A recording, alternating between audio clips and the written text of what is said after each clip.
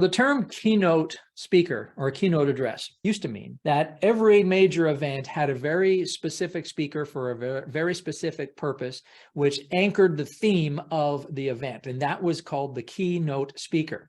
And that still does exist.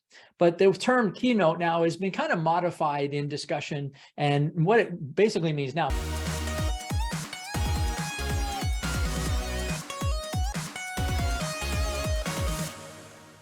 Most people associate it with getting on a platform in front of an audience and speaking for 35 or 40 minutes or 50 minutes, and they call that a keynote address.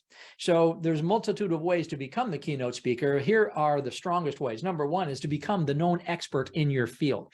If you have a measure of expertise, a measure of celebrity, if you are the known, the go-to person, if you are the one that is the recognized name, then organizations are going to invite you to be the keynote speaker at their event as long as their theme is in alignment with your expertise.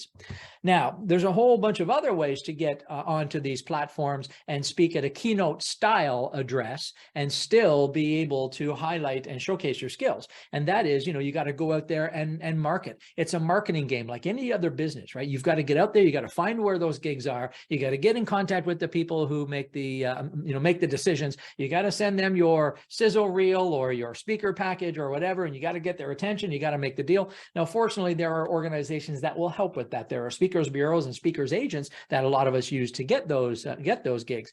But this is one of the biggest challenges that I see speakers have, especially aspiring speakers, and that is, where do you get these gigs? How do you go and find these gigs? And there's so many resources out there that we can use. We just have to know where to find them, because if you do a little bit of research and you find out how many events are underway on any given day, you will find that there are thousands of events going on every single day all around the world, and almost all of them are hiring speakers in some form.